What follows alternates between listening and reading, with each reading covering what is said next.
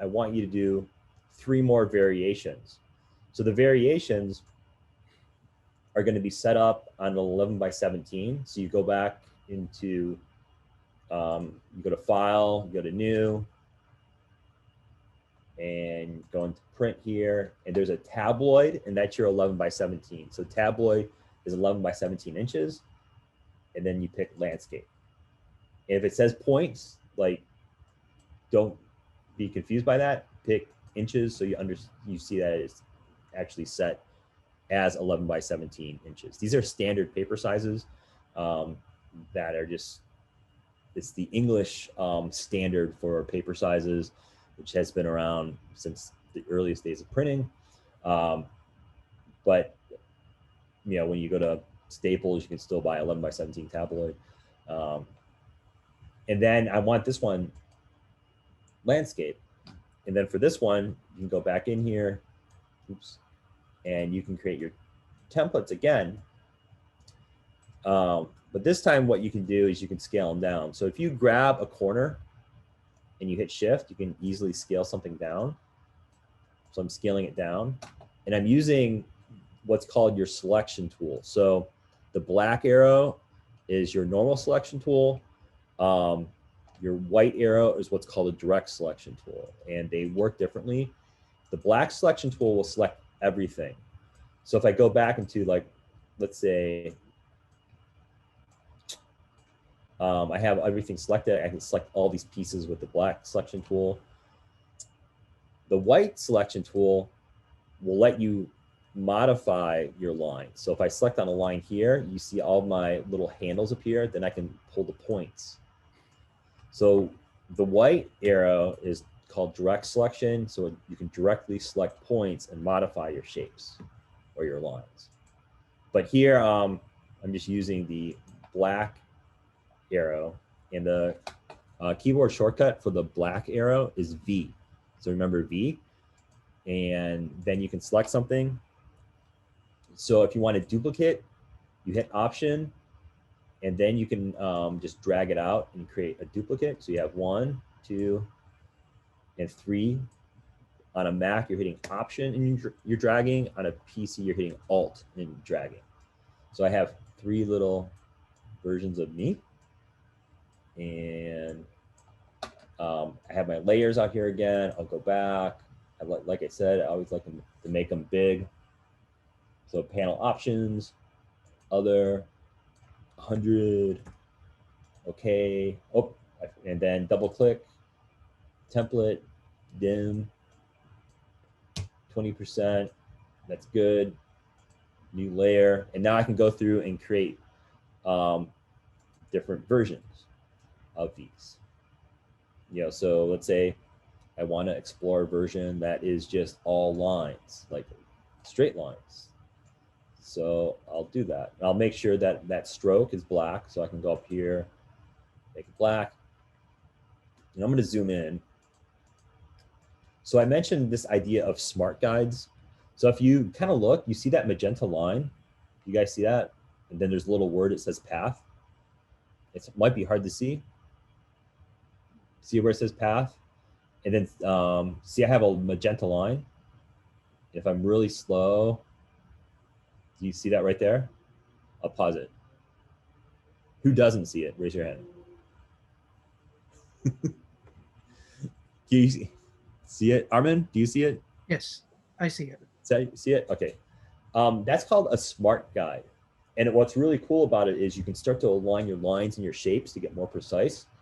If you go to view, it's right here. It's Command U. So let's say I have like a couple lines and I want to connect them.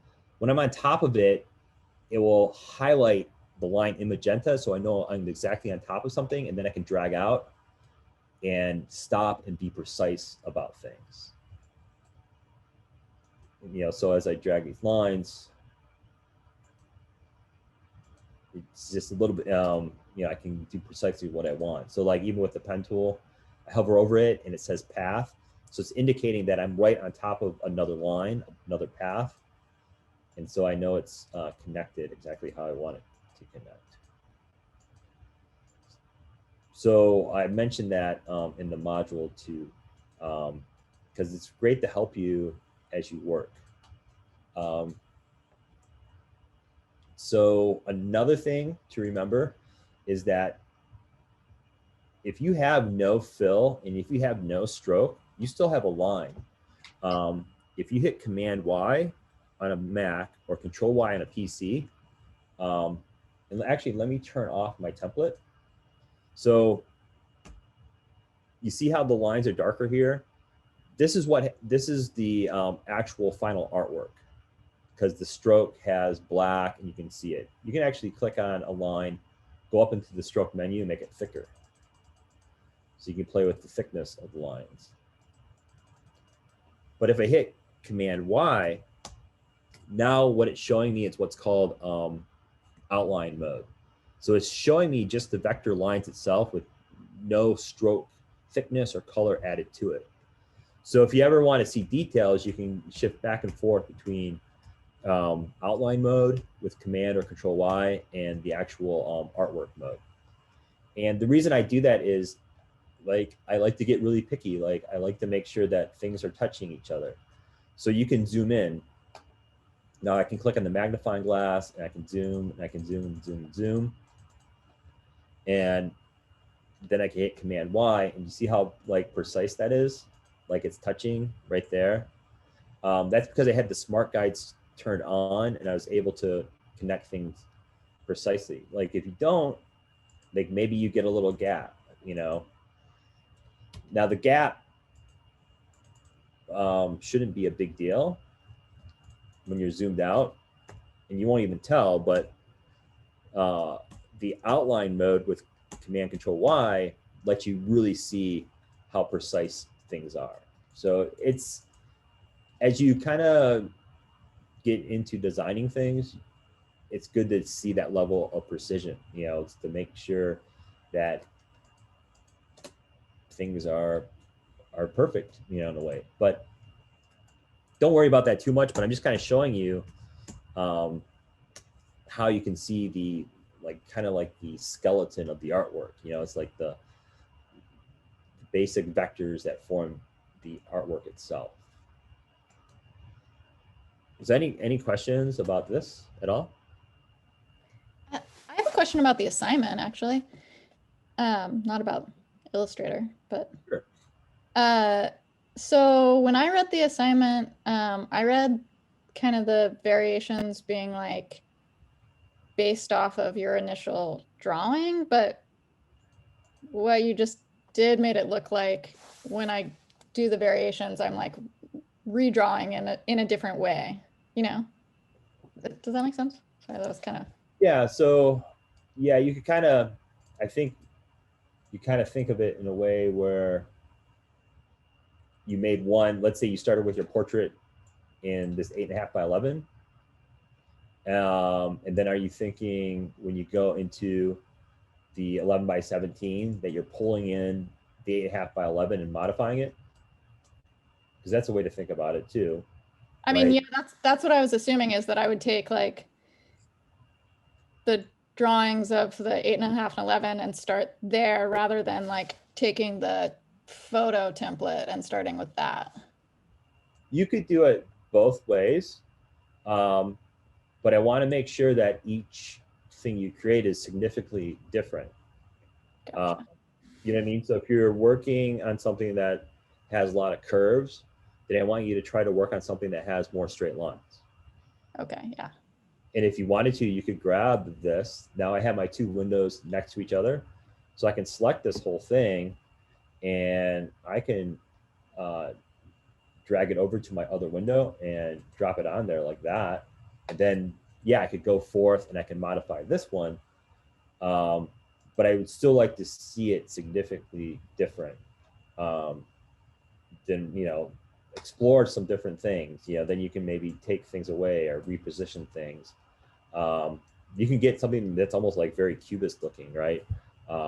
Maybe you pull your eyeball off and put it somewhere else, right? So yeah, you can definitely do that. Just make sure they're significantly different.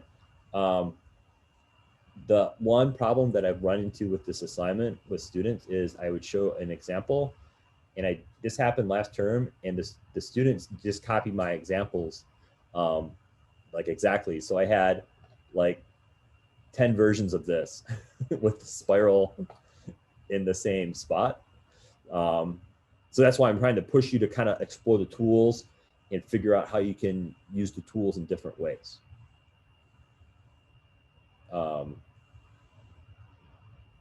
So yeah, so you can go both ways, but I do want to show you this method too with the template. You know, so if you need to create more templates, you can do that as well. And again, if you're working on this and you have a question, just put it in Discord and let me help you troubleshoot it.